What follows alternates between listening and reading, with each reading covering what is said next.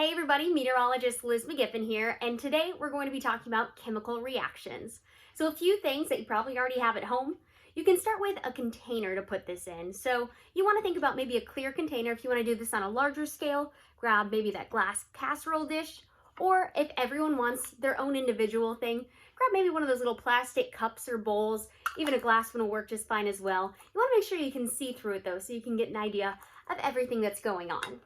Alongside with that, make sure that you have baking soda. This is going to be acting as our base for the experiment. And another thing to have on hand is going to be distilled white vinegar. This is going to be our acid for the experiment.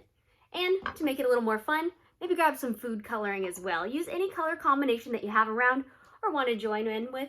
And another important thing to have, which I'm literally using one of the things that you'd give kids medicine from, grab some sort of eyedropper or syringe. Now that everything's out, it's the fun part. We get to actually start getting the experiment going. Take your baking soda and start to put it in your cup, whatever you're choosing to use. We'll start with one of the individual smaller size ones. You don't have to be too precise. I went ahead and just filled it maybe about halfway. And then take your syringe, put it into the vinegar, and then you want to make sure that it's filled up. It doesn't have to be filled all the way up.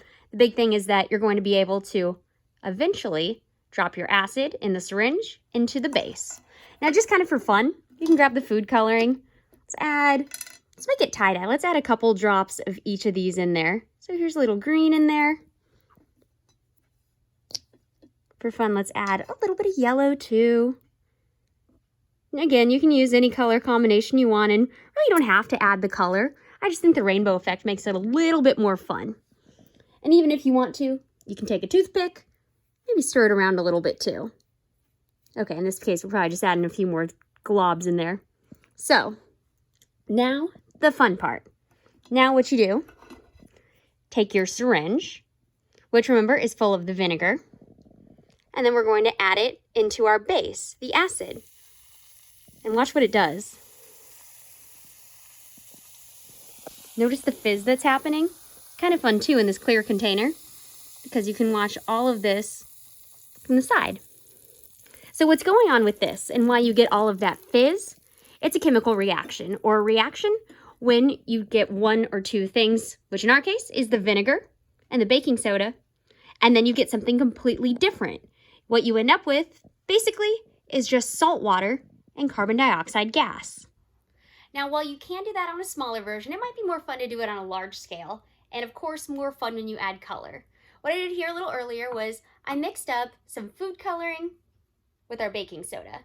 So literally just took a few drops of the food coloring, added it to the baking soda, took a toothpick, and then stirred it all up. So it may not be perfect, but it's at least going to fill up the pan with a little bit more color. We'll add 3 colors. Have a little bit of blue in there, a little bit of yellow. Oops, probably should put the green in the middle. And then we'll add a 3rd color too. We'll add in a little bit of green. And this might just give us a little bit more color for what's going on. Of course, you can still do this with just the regular white baking soda. Or maybe even take a few drops of color and add it in there as well. It won't give you the widespread color effect, but it'll at least give you a few little dots of color and give it more of that tie-dye effect once you get the bubbles going.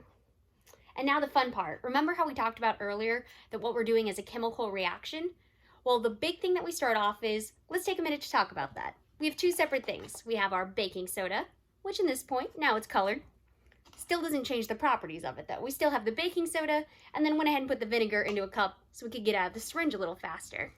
When you add that, that's where you start to get the reaction.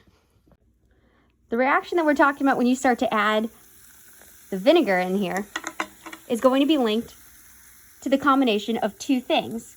Your acid and your base all combining together to give us those bubbles. So the bubbles that you're looking at is the combination of what's left behind. So the new elements that we're creating are sodium acetate, some CO2 gas, carbon dioxide, and H2O. We'll start with the carbon dioxide gas. Those are the bubbles. They're not dangerous, and they're exactly what you'd see in a carbonated drink like a pop or a soda. What you're left behind with, though, once this all settles down, basically salt water.